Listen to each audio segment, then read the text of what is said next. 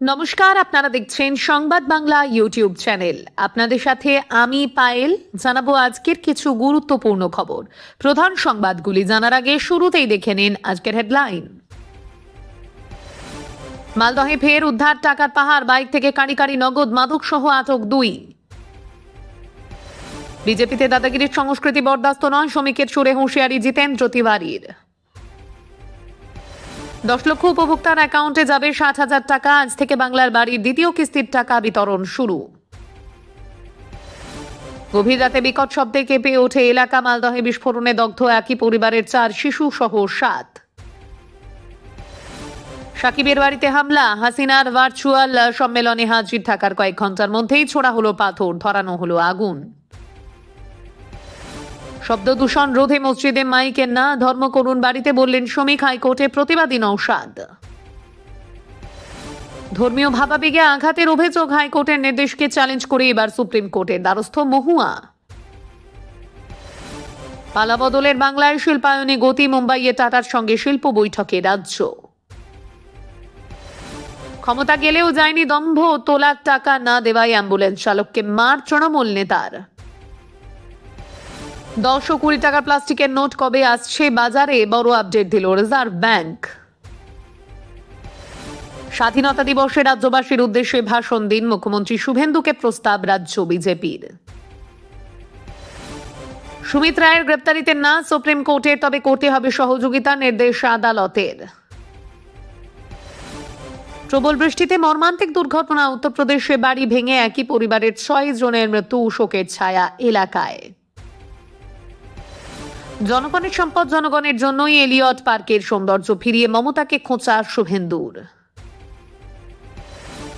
নবান্নে মুখ্যমন্ত্রী শুভেন্দুর সঙ্গে দেখা করে কি চেয়েছেন নিজেই সবটা জানালেন হুমায়ুন কবির। প্রসূতি ওয়ার্ডে হবে ব্রেস্ট ফিডিং কর্নার, সরকারি হাসপাতালে মায়েদের জন্য বড় পদক্ষেপ স্বাস্থ্যমন্ত্রীর। দেশে আসেন রাজপথেই দেখা হবে, হাসিনাকে চ্যালেঞ্জ বাংলাদেশের ভারপ্রাপ্ত রাষ্ট্রপতির। লাহোরে থানার ভিতরে তরুণীকে ধর্ষণের অভিযোগ, বরখাস্ত 70-এর বেশি পুলিশ কর্মী। তৃণমূল জমানায় বিজেপি করার অপরাধে থানায় মারধর, তৎকালীন আইসি সহ 5 পুলিশের বিরুদ্ধে অভিযোগ কাঁথিতে। প্রাথমিক শিক্ষক ও শিক্ষাকর্মীদের আপাতত সারপ্লাস বদলি নয়, অন্তর্বর্তী নির্দেশ হাইকোর্টের। ফের বারুইপুর নাবালিকাকে শ্লীলতাহানির অভিযোগে আটক 2 নাবালক। দুর্গাপুরে নাবালকদের দিয়ে রক্তদান, আটক হতে পারেন অভিভাবকরা, ইঙ্গিত স্বাস্থ্যমন্ত্রীর। তোলাবাজির মামলায় 1730 পাতার চার্জশিট, সব্যসাচী দত্তের বিরুদ্ধে মিলল না জামিন। ভারতের চিকিৎসায় আস্থা নেই, বিদেশে যাত্রা নিয়ে অভিষেককে কটাক্ষ দিলীপ ঘোষের। 5 মিনিট মাঝ আকাশের ঝাঁকুনি, এয়ার ইন্ডিয়ার দুর্ঘটনা কিভাবে তদন্তে আপডেট দিলেন কেন্দ্রীয় মন্ত্রী। একাধিক টেবিল ফ্যান চালিয়ে শুকনো হচ্ছে Lucknow Kanpur expressway, viral video. শিক্ষক শিক্ষাকর্মীদের জন্য সুখবর, 15 দিনের মধ্যে বকেয়া ডিএর বিল প্রস্তুতের নির্দেশ রাজ্যের। ধর্ষণের ঘটনায় দোষী সাব্যস্ত তেহেলকার প্রতিষ্ঠাতা তরুণ তেজপাল, নিম্ন আদালতের রায় খারিজ করে দিল বোম্বে হাইকোর্ট। নাতিকে নিয়ে ট্রেনের অপেক্ষায় বসে থাকা বৃদ্ধাকে শিশুচোর বলে বেধড়ক মার, হাবড়া স্টেশনে আটক এক মহিলা। এরপরের জঙ্গিরা বাংলাদেশ থেকে আসবে, এবার সাবধান বাণী শেখ হাসিনার ছেলের, বললেন আর একটা পাকিস্তান তৈরি হচ্ছে। প্রিয় দর্শক, আপনি যদি আমাদের চ্যানেলে নতুন হয়ে থাকেন তাহলে চ্যানেলটিকে সাবস্ক্রাইব করে পাশে থাকা বেল আইকনটি ক্লিক করে রাখুন পরবর্তী খবরের আপডেটগুলো সবার প্রথমে পেতে। মালদহে 2 বাইক আরোহীর ব্যাগ থেকে মিলল লক্ষ লক্ষ টাকা, উদ্ধার 568 গ্রাম ব্রাউন সুগারও, তদন্তে পুলিশ। বৃহস্পতিবার ভোরে মালদহের গাজলে 12 নম্বর জাতীয় সড়ক ধরে বাইক চালিয়ে যাচ্ছিলেন 2 বাইক আরোহী। তাদের আচরণ সন্দেহজনক থাকায় আটকায় পুলিশ। ওই 2 বাইক আরোহীর ব্যাগ থেকে উদ্ধার হয় প্রায় 41 লক্ষ টাকা। উদ্ধার হয় 568 গ্রাম ব্রাউন সুগারও। ওই দুই যুবককে আটক করে জিজ্ঞাসাবাদ করা শুরু করেছে পুলিশ। রাস্তার ধারেই শুরু হয়েছে টাকা গোনার কাজ। এখনো পর্যন্ত 40,69,700 টাকার হিসেব পাওয়া গিয়েছে। বৃহস্পতিবার ভোরে ওই দুই বাইক আরোহীকে গাজলের রাঙা ভিটা এলাকা থেকে আটক করা হয়। প্রাথমিকভাবে পুলিশ মনে করছে ওই দুজন মাদক চোরাচালান চক্রের সঙ্গে যুক্ত। পুলিশ সূত্রে জানা গিয়েছে ধৃত দুই যুবকের নাম সিদ্ধার্থ মণ্ডল এবং কিশোর মণ্ডল। তারা মালদহের কালিয়াচক এলাকার বাসিন্দা। পুলিশ সূত্রে এও জানা গিয়েছে বাইকে করে ওই টাকা এবং মাদক মালদহ শহরের দিকে নিয়ে যাওয়া হচ্ছিল। বাইক দুটিকেই বাজেয়াপ্ত করেছে পুলিশ। প্রাথমিকভাবে পুলিশ মনে করছে যে পরিমাণ ব্রাউন সুগার উদ্ধার হয়েছে বর্তমানে তার বাজার মূল্য কয়েক লক্ষ টাকা। কি উদ্দেশ্যে বিপুল নগদ এবং মাদক নিয়ে যাওয়া হচ্ছিল তা খতিয়ে দেখছে পুলিশ। এই দুই যুবকের সঙ্গে অন্য কেউ যুক্ত কিনা, যুক্ত থাকলে তারা কারা, সেই সমস্ত কিছু খতিয়ে দেখা হচ্ছে। ক্ষমতা গেলেও যায়নি দম্ভ। তোলার টাকা না দেওয়ায় অ্যাম্বুলেন্স চালককে মার তৃণমূল নেতার। তৃণমূল জামানায় টাকা দিতে বাধ্য করা হতো, বদলের বাংলায় আর মাসোহারা দিতে রাজি হননি অ্যাম্বুলেন্স চালক। তোলাবাজির টাকা না পেয়ে তাকে মারধরের অভিযোগ তৃণমূলের প্রাক্তন কাউন্সিলরের বিরুদ্ধে। শুধু মারধর নয়, প্রাণনাশের হুমকি দেওয়া হয়েছে বলেও অভিযোগ। পরিবার ও নিজের নিরাপত্তা চেয়ে থানার দ্বারস্থ হয়েছেন যুবক। ঘটনাটি ঘটেছে দুর্গাপুরে। অভিযোগ অস্বীকার করেছেন তৃণমূল নেতা। দুর্গাপুরের গান্ধী মোড় সংলগ্ন একটি বেসরকারি হাসপাতালের অ্যাম্বুলেন্স চালান মানিক ধীবর। তার অভিযোগ তৃণমূলের শাসনকালে প্রাক্তন কাউন্সিলর হীরালাল বাউরিকে 10,000 টাকা করে মাসোহারা দিতেন। ভয়ের পরিবেশে তিনি প্রতিবাদ করতে পারেননি বলে দাবি তার। অনলাইনে টাকা পাঠাতেন। মানিকের দাবি পালাবদলের পর 3 মাস তিনি টাকা দেননি। অভিযোগের পরে মদ্যপ অবস্থায় হীরালাল তাকে রাস্তায় ফেলে বেধড়ক মারধর করেন। দুর্গাপুর পশ্চিমের বিজেপি বিধায়ক লক্ষণ চন্দ্র ঘরুই তাকে রক্ষা করতে পারবেন না বলে হুমকি দিয়েছেন। অ্যাম্বুলেন্স চালক বলেন, আগে মাসোহারা দিতাম, 3 মাস তোলার টাকা দিইনি, তাতেই তৃণমূলের মানিক বাউরি মারধর করেছেন, প্রাণী মারার হুমকি দিয়েছে। তোলাবাজির অভিযোগ পেতেই বিধায়ক লক্ষণ চন্দ্র বলেন, অভিযোগ খতিয়ে দেখে দ্রুত ব্যবস্থা নেওয়ার কথা পুলিশকে জানিয়েছি। কোনো তোলাবাজি বরদাস্ত করা হবে না, কড়া শাস্তির দাবি করছি। পুরো অভিযোগ মিথ্যা বলে দাবি করেছেন অভিযুক্ত তৃণমূল নেতা।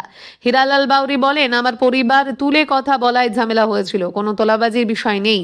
আমার কোনোদিন তোলাবাজির প্রয়োজন হয়নি। পাশাপাশি তাকে জাত তুলেও আক্রমণ করা হয়েছে বলেও পাল্টা অভিযোগ তুলেছেন তিনি। সাকিবের বাড়িতে হামলা। হাসিনার ভার্চুয়াল সম্মেলনে হাজির থাকার কয়েক ঘন্টার মধ্যেই ছোড়া হলো পাথর, ধরানো হলো আগুন। বাংলাদেশের প্রাক্তন প্রধানমন্ত্রী শেখ হাসিনা দেশে ফেরার বার্তা দিয়েছেন। সেই বার্তার কয়েক ঘন্টার মধ্যেই হামলা হলো বাংলাদেশের প্রাক্তন ক্রিকেট অধিনায়ক সাকিব আল হাসানের বাড়িতে। তার বাড়িতে পাথর ছোড়া হয়েছে বলে অভিযোগ, আগুনও ধরানো হয়েছে বলে খবর। হাসিনার ভার্চুয়াল সম্মেলনে উপস্থিত ছিলেন সাকিব, সেই কারণেই তার বাড়িতে হামলা হয়েছে। এই খবর জানিয়েছে বাংলাদেশের সংবাদ মাধ্যম প্রথম আলো। রিপোর্টে প্রথম আলো জানিয়েছে, বুধবার রাতে 8:45 নাগাদ মাগুরা শহরের কেশব মোড় এলাকায় সাকিবের বাড়ির সামনে বেশ কয়েকজন জড়ো হন। তারা লাঠি ও পাথর ছোড়েন বলে অভিযোগ। খবর পেয়ে ঘটনাস্থলে যায় পুলিশ। কারা পাথর ছুটছেন তা জানা যায়নি। ঘটনার তদন্ত শুরু করেছে পুলিশ। মাগুরা সদর পুলিশ থানার আধিকারিক আব্দুল্লাহ আল মামুন জানিয়েছেন, পাথর ও লাঠির আঘাতে সাকিবের বাড়ির বেশ কয়েকটি জানালার কাঁচ ভেঙে পড়েছে, তবে কেউ আহত হননি বলে খবর। সাকিবের বাড়ির চারপাশে মোতায়েন করা হয়েছে প্রচুর পুলিশ আরো জানিয়েছে, সাকিবের বাড়ির লোহার দরজায় পেট্রোল ঢালা হয়েছিল। আগুনও ধরানো হয়, তবে সেই আগুন বেশি দূর ছড়িয়ে পড়ার আগেই তা নিভিয়ে দেওয়া হয়েছে। সাকিবের বাড়িতে পেট্রোল বোমা ছোড়া হয়েছে কিনা সেই প্রমাণ অবশ্য পাওয়া যায়নি। এখনো পর্যন্ত এই ঘটনায় কাউকে গ্রেপ্তার করতে পারেনি পুলিশ। বাংলাদেশের ক্রিকেটার হওয়ার পাশাপাশি হাসিনা সরকারের সময় আওয়ামী লীগের সাংসদও ছিলেন সাকিব। 2 বছর আগে আজকের দিনেই বিক্ষোভের জেরে হাসিনা বাংলাদেশ ছেড়ে ভারতে পালিয়ে এসেছিলেন। সাকিবও সেদিনের পর থেকে আর বাংলাদেশে যাননি। তার বিরুদ্ধে খুন সহ একাধিক ধারায় মামলা দায়ের হয়েছে। সাকিবকেও দোষী সাব্যস্ত করা হয়েছে। তবে বাংলাদেশে নতুন সরকার গঠনের পর ও বাংলাদেশ ক্রিকেট বোর্ডের মাথায় তামিম ইকবাল বসার পর সাকিবকে দেশে ফেরানোর চেষ্টা চলছিল। তার বিরুদ্ধে হওয়া মামলা প্রত্যাহারের আলোচনাও চলছিল। তার মাঝেই এই ঘটনা ঘটল। বুধবার ভারতে বসে সাংবাদিক বৈঠক করেন হাসিনা। তিনি জানান, প্রাণ সংশয় থাকলেও নিজের দেশে ফিরতে চান। হাসিনার ভার্চুয়াল সম্মেলনে তার পুত্র সজীব ওয়াজেদ জয়ের পাশাপাশি উপস্থিত ছিলেন সাকিব। তাকে দেখতে পেয়েই হয়তো নতুন করে ক্ষোভ তৈরি হয়। তার কয়েক ঘন্টা পরেই হামলা হয়েছে সাকিবের বাড়িতে। বম্বে হাইকোর্টে বড় ধাক্কা, তরুণ তেজপালের ধর্ষণের মামলায় দোষী সাব্যস্ত তেহেলকার প্রতিষ্ঠাতা। বম্বে হাইকোর্টে বড় ধাক্কা খেলেন তরুণ তেজপাল। 2013 সালে ধর্ষণ মামলায় দোষী সাব্যস্ত তেহেলকার প্রতিষ্ঠাতা। বৃহস্পতিবার বিচারপতি নীলা গোখলে এবং অমিত জামশান্দেকারের ডিভিশন বেঞ্চে বহু প্রতীক্ষিত এই মামলায় রায়দান হয়। ভারতীয় ন্যায় সংহিতার 376(2)(f) ও 376(2)(k) এবং 354(a) ও 354(b) ধারায় তাকে দোষী সাব্যস্ত করা হয়েছে। আদালত সূত্রে খবর, দুপুর 2:30 নাগাদ শাস্তি ঘোষণা করা হবে। 2013 সালে গোয়ায় একটি কনফারেন্স চলাকালীন এক মহিলা সহকর্মীকে যৌন হেনস্থার অভিযোগ ওঠে তরুণের বিরুদ্ধে। নির্যাতিতার অভিযোগ করেন গোয়ার এক হোটেলে লিফটে তাকে যৌন নিগ্রহ করেছেন তেহেলকার প্রতিষ্ঠাতা। এই মর্মে গোয়া পুলিশের কাছে এফআইআর দায়ের করা হয়। এরপর 2013 সালে গ্রেপ্তার করা হয় তরুণকে। 2014 সালে জুলাই মাসে জামিনে মুক্তি পান তিনি। এরপরে 2017 সালে ধর্ষণের অভিযোগ আনা হয় তেজপালের বিরুদ্ধে। মামলার শুনানি শুরু হয় গোয়ার আদালতে। 2021 সালে সেই মামলায় রেহাই পান তিনি। এই রায়কে চ্যালেঞ্জ করে উচ্চ আদালতের দ্বারস্থ হয় গোয়া সরকার। অবশেষে বৃহস্পতিবার ধর্ষণ মামলায় তরুণকে দোষী সাব্যস্ত করল বম্বে হাইকোর্টের গোয়া বেঞ্চ। এদিন উচ্চ আদালতে হাজির করানো হয় তেহেলকার প্রতিষ্ঠাতাকে। তিনি বলেন, আমার বয়স 62, আমার বিশ্বাস আমি ভিকটিম, আমার স্ত্রী আছেন। এর বাইরে আর বিশেষ কিছু বলার নেই। শুধু এটুকুই বলতে পারি যে দয়া করে আমার প্রতি নমনীয় হন। তার হয়ে লড়া সিনিয়র আইনজীবী অবোধ পণ্ডা রায়দান 8 সপ্তাহের জন্য স্থগিত রাখার অনুরোধ জানান, যাতে তারা সুপ্রিম কোর্টে আপিল করতে পারেন। অন্যদিকে গোয়া সরকারের হয়ে লড়া সরকারি আইনজীবী তুষার মেহতা বলেন, নির্যাতিতা সাংবাদিক তরুণের মেয়ের বয়সী। তা সত্ত্বেও তরুণ এহেন ঘৃণ্য কাজ করেছেন, তাই এক্ষেত্রে একটি নজির স্থাপনের প্রয়োজন। বিকট বিস্ফোরণে কেঁপে উঠল মালদহ। আগুনে ঝলসে গুরুতর আহত শিশু সহ 7। ভয়াবহ বিস্ফোরণ মালদহে। ঘটনায় একই পরিবারের 7 জন আহত হয়েছেন। তাদের মধ্যে 4 জন নাবালক গুরুতরভাবে দগ্ধ হয়েছেন। আহতদের প্রথমে সুজাপুর গ্রামীণ হাসপাতালে ভর্তি করা হলেও পরে শারীরিক অবস্থার অবনতি হওয়ায় মালদা মেডিকেল কলেজ ও হাসপাতালে স্থানান্তর করা হয়। জানা গিয়েছে, বুধবার রাতে কালিয়াচকের সুজাপুরের বালুপুর বাগানবাড়ি এলাকায় আচমকায় বিকট বিস্ফোরণের শব্দে আতঙ্ক ছড়িয়ে পড়ে। বিস্ফোরণের অভিঘাত এতটাই প্রবল ছিল যে আশেপাশের বাড়িঘর কেঁপে ওঠে। শব্দ শুনে স্থানীয় বাসিন্দারা দ্রুত ঘটনাস্থলে ছুটে যান। প্রাথমিকভাবে স্থানীয়দের একাংশের অনুমান, রান্নার গ্যাসের সিলিন্ডার বিস্ফোরণ থেকেই এই দুর্ঘটনা ঘটে থাকতে পারে। ঘটনাটি আকিরুল ইসলামের বাড়িতে ঘটেছে বলে জানা গিয়েছে। তবে বিস্ফোরণের প্রকৃত কারণ এখনো স্পষ্ট নয়। খবর পেয়ে পুলিশ ঘটনাস্থলে পৌঁছে তদন্ত শুরু করেছে। এটি গ্যাস সিলিন্ডার বিস্ফোরণের ফল নাকি অন্য কোনো কারণে বিস্ফোরণ হয়েছে তা খতিয়ে দেখা হচ্ছে। প্রয়োজনীয় নমুনা সংগ্রহের পাশাপাশি প্রত্যক্ষদর্শীদের সঙ্গেও কথা বলছেন তদন্তকারীরা।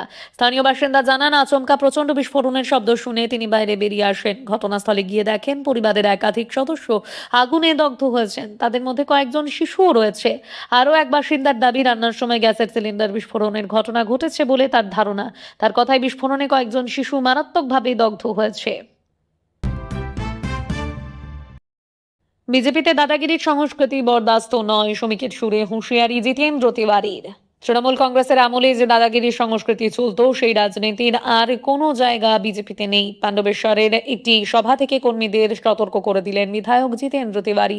তিনি আরো বলেন, কেউ যদি মনে করেন জিতেন্দ্র তিওয়ারির সঙ্গে ঘুরে বেড়াবেন, ছবি তুলবেন আর এলাকায় দাদাগিরি করবেন, তাহলে তাদের দলে বেশি দিন জায়গা থাকবে না। রাজ্য বিজেপি সভাপতি শ্রমিক ভট্টাচার্যের সুরেই কার্যত দলের নেতা কর্মীদের হুঁশিয়ারি দেন জিতেন্দ্র। তিনি স্পষ্ট ভাষায় বলেন, এলাকায় ভয় দেখিয়ে, প্রভাব খাটিয়ে বা ক্ষমতার দাপট দেখিয়ে রাজনীতি করার দিন শেষ। বিজেপি সেই ধরনের সংস্কৃতিকে কোনোভাবেই মেনে নেবে না বা প্রশ্রয় দেবে না। দলের নাম ব্যবহার করে ব্যক্তিগত প্রভাব বিস্তার, দাদাগিরি কিংবা মানুষের ওপর আধিপত্য কায়েমের চেষ্টা বরদাস্ত করা হবে না।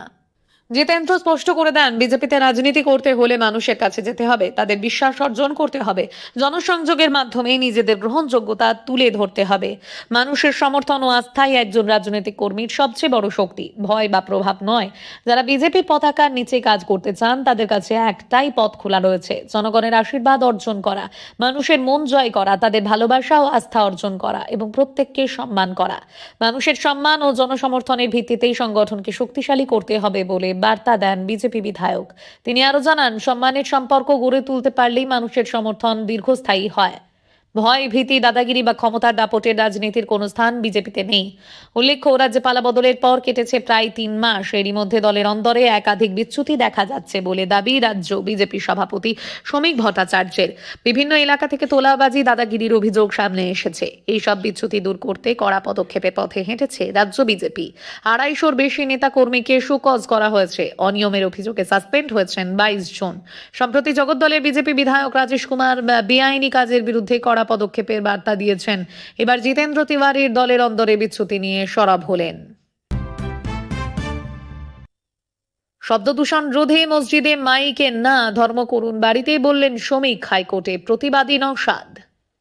রাজ্যে প্রায় সব মসজিদ থেকে খুলে ফেলা হতে পারে মাইক। রাজ্য দূষণ নিয়ন্ত্রক পর্ষদের পুরনো নির্দেশিকা মেনেই এই প্রক্রিয়া ইতিমধ্যেই শুরু হয়েছে রাজ্য জুড়ে। সরকার ও আইনি বিধান অনুযায়ী মসজিদ বা যে কোনো উপাসনালয়ে উচ্চস্বরে মাইক বা লাউড স্পিকার বাজানোয় নিষেধাজ্ঞা জারি করা হয়। এবার সেই নিষেধাজ্ঞা মেনেই একাধিক মসজিদ থেকে মাইক খুলে ফেলা হচ্ছে। আর এরপরেই পুলিশের বিরুদ্ধে গা জোয়ারির অভিযোগ তুলে সরব আইএসএফ ও পশ্চিমবঙ্গ রাজ্য জমিয়তে উলামা। উল্লেখ্য, 1996 সালে কলকাতা হাইকোর্ট এবং পরবর্তীতে সুপ্রিম কোর্ট বিভিন্ন রায়ে জানিয়েছে যে উপাসনালয়ে মাইক ব্যবহার মৌলিক অধিকারের অন্তর্ভুক্ত নয়। শব্দদূষণ রোধ করতে নির্দিষ্ট ডেসিবেল মাত্রা মেনে চলার নির্দেশ দেওয়া হয়েছে। সুপ্রিম কোর্ট ও হাইকোর্টের শব্দদূষণ নিয়ন্ত্রণ সংক্রান্ত নির্দেশিকা এবং পরিবেশ আইনের বিধি মেনে শব্দের ডেসিবেল সীমা লঙ্ঘন করলে প্রশাসন মাইক ব্যবহারের উপর নিষেধাজ্ঞা আরোপ করতে পারে। নওশাদের ছুড়ে পুলিশকে নিশানা করেছেন প্রাক্তন মন্ত্রী তথা পশ্চিমবঙ্গ রাজ্য জমিয়তে উলামার রাজ্য সভাপতি সিদ্দিকুল্লাহ চৌধুরী। তার অভিযোগ, মসজিদ থেকে মাইক খোলার কথা কোন অধিকারে বলছে পুলিশ? 1996 পয়লা এপ্রিল কলকাতা হাইকোর্ট মাইক নামাতে নির্দেশ দেয়নি, বরং ডেসিবেল বেঁধে দেওয়ার কথা বলা হয়েছিল। সুপ্রিম কোর্টেরও একই নির্দেশ ছিল, আমরা আইনি পদক্ষেপ করব। সাধারণত রাত 10টা থেকে সকাল 6টা পর্যন্ত বা সন্ধ্যা 6টা থেকে সকাল 6টা পর্যন্ত লাউড স্পিকার বা মাইক ব্যবহারের উপর কড়া নিষেধাজ্ঞা বা বিধিনিষেধ থাকে। এ প্রসঙ্গে বিজেপি রাজ্য সভাপতি শ্রমিক ভট্টাচার্য বলেন, মসজিদে নামাজ পড়ুন, মন্দিরে মন্ত্রপাঠ করুন, মাইক বাজানোর কি দরকার? বাড়িতে ধর্ম করুন, কোনো আপত্তি নেই। মর্মান্তিক, উত্তরপ্রদেশে বাড়ি ভেঙে একই পরিবারের 6 সদস্যের মৃত্যু। প্রবল বৃষ্টির জেরে উত্তরপ্রদেশের প্রতাপগড় জেলায় ঘটে গেল এক মর্মান্তিক দুর্ঘটনা। জরাজীর্ণ একটি শতাব্দী প্রাচীন বাড়ির একাংশ ভেঙে পড়ে একই পরিবারের 6 জনের মৃত্যু হয়েছে। এই ঘটনায় গোটা এলাকায় শোকের ছায়া নেমে এসেছে। পুলিশ ও স্থানীয় সূত্রে জানা গিয়েছে, প্রতাপগড়ের মহলি মহল্লায় অবস্থিত বাড়িটি 100 বছরেরও বেশি পুরনো ছিল। দীর্ঘদিন ধরে বাড়িটি দুর্বল অবস্থায় থাকলেও সেখানে পরিবারের সদস্যরা বসবাস করছিলেন। জানা গিয়েছে, বাড়ির একটি ঘরে বাতানুকূল যন্ত্র এসি লাগানো ছিল। বুধবার রাতে সেই ঘরে ঘুমিয়েছিলেন প্রমোদ শ্রীবাস্তব, তার স্ত্রী, ছেলে, পুত্রবধূ এবং 2 নাতি। রাতভর প্রবল বৃষ্টির জেরে আচমকায় বাড়ির একটি বড় অংশ ধসে পড়ে। বিকট শব্দ শুনে প্রতিবেশীরা ঘর থেকে বেরিয়ে এসে উদ্ধার কাজ শুরু করেন। পরে পুলিশ ও উদ্ধারকারী দল ঘটনাস্থলে পৌঁছে ধ্বংসস্তূপ সরানোর কাজ চালায়। উদ্ধারকারীরা যে ঘরে পরিবারের 6 সদস্য ঘুমিয়েছিলেন সেই ঘরের ধ্বংসস্তূপ থেকেই তাদের মৃতদেহ উদ্ধার করেন। পুলিশ জানিয়েছে, প্রাথমিক তদন্তে মনে করা হচ্ছে টানা ভারী বৃষ্টি এবং বাড়িটির জরাজীর্ণ অবস্থার কারণেই এই দুর্ঘটনা ঘটেছে। মৃতদেহগুলি ময়নাতদন্তের জন্য পাঠানো হয়েছে। ঘটনার তদন্ত শুরু করেছে পুলিশ। একই সঙ্গে প্রশাসনের পক্ষ থেকে এলাকার পুরনো ও ঝুঁকিপূর্ণ বাড়িগুলির নিরাপত্তা খতিয়ে দেখার উদ্যোগ নেওয়া হয়েছে। বঙ্গবাসীর পিছু ছাড়ছে না বর্ষা, জারি অতি ভারী বৃষ্টির সতর্কতা। কবে বদলাবে আবহাওয়া? বৃষ্টি পিছু ছাড়ছে না বঙ্গবাসীর। আলিপুর আবহাওয়া দপ্তর দক্ষিণবঙ্গ জুড়ে আজ অতি ভারী বৃষ্টির কমলা সতর্কতা জারি করেছে। কলকাতা সহ 7 জেলায় ভারী বৃষ্টির হলুদ সতর্কতা। সঙ্গে 30 থেকে 40 কিলোমিটার গতিবেগে ঝোড়ো হাওয়া বইবে বলেও জানানো হয়েছে। বৃহস্পতি, শুক্র, শনিতে ভারী থেকে অতি ভারী বৃষ্টির পূর্বাভাস রয়েছে, তবে রবিবার থেকে বৃষ্টি কমতে পারে বলে জানানো হয়েছে। অন্যদিকে আজ বৃষ্টির সম্ভাবনা কমবে। রবিবার থেকে বৃষ্টির পরিমাণ ও ব্যাপকতা কমবে। মৌসুমী অক্ষরেখা ফিরোজপুর থেকে ডালটনগঞ্জ কাঁথির উপর দিয়ে উত্তর পূর্ব বঙ্গোপসাগর পর্যন্ত বিস্তৃত। বিহার ও সংলগ্ন উত্তরবঙ্গে রয়েছে একটি ঘূর্ণাবর্ত। উত্তর পূর্ব বাংলাদেশ ও সংলগ্ন এলাকা অসমে রয়েছে 2টি ঘূর্ণাবর্ত। তার জেরে দক্ষিণবঙ্গ জুড়ে প্রবল বৃষ্টির পূর্বাভাস জারি করা হয়েছে। আজ 3 জেলায় অতি ভারী বৃষ্টির কমলা সতর্কতা। পূর্ব পশ্চিম মেদিনীপুর ও বাঁকুড়া জেলাতে অতি ভারী বৃষ্টিপাতের আশঙ্কা। কলকাতা সহ 7 জেলায় ভারী বৃষ্টির হলুদ সতর্কতা। উত্তর ও দক্ষিণ 24 পরগনায়, পশ্চিম বর্ধমান, কলকাতা, হাওড়া, ঝাড়গ্রাম, পুরুলিয়ায় ভারী বৃষ্টি। সঙ্গে হালকা থেকে মাঝারি বজ্রবিদ্যুৎ সহ বৃষ্টি, হলুদ সতর্কতা সব জেলাতে। আজ বৃহস্পতিবার কলকাতার আকাশ মেঘলা থাকবে। সারাদিন ভারী বৃষ্টি হতে পারে। বজ্রবিদ্যুৎ সহ বৃষ্টির হলুদ সতর্কতা জারি রয়েছে। আগামীকাল শুক্রবার ও শনিবার বিক্ষিপ্তভাবে 2-1 পশলা বৃষ্টির সম্ভাবনা। বুধবার কলকাতায় বৃষ্টি হয়েছে 66 মিলিমিটার। অন্যদিকে উত্তরবঙ্গে আজ বৃষ্টির সম্ভাবনা কমবে। দার্জিলিং, কালিম্পং, কোচবিহার, জলপাইগুড়ি, আলিপুরদুয়ারে ভারী বৃষ্টির হলুদ সতর্কতা রয়েছেই। শুক্রবার সব জেলাতেই বিক্ষিপ্তভাবে বজ্রবিদ্যুৎ সহ হালকা থেকে মাঝারি বৃষ্টির সঙ্গে 30 থেকে 40 কিলোমিটার গতিবেগে দমকা বাতাস বইতে পারে। রবিবার কোনো সতর্কতাই থাকবে না উত্তরবঙ্গে। বৃষ্টির পরিমাণ ও ব্যাপকতা কমবে। বিক্ষিপ্তভাবে 2-1 জায়গায় হালকা বৃষ্টির সামান্য সম্ভাবনা। আজ বৃহস্পতিবার 6 তারিখ। এই ছিল আজকের কিছু গুরুত্বপূর্ণ খবরের সংক্ষিপ্ত আপডেট। সংবাদগুলি যদি আপনাদের ভালো লেগে থাকে তাহলে ভিডিওটিতে অবশ্যই লাইক দিন এবং বন্ধুদের সঙ্গে শেয়ার করুন। প্রতিদিন সবার আগে নির্ভুল ও আপডেটেড খবর পেতে আমাদের সংবাদ বাংলা চ্যানেলটিকে সাবস্ক্রাইব করে পাশে থাকুন। ধন্যবাদ। আবারও দেখা হবে নতুন খবর ও আপডেট নিয়ে।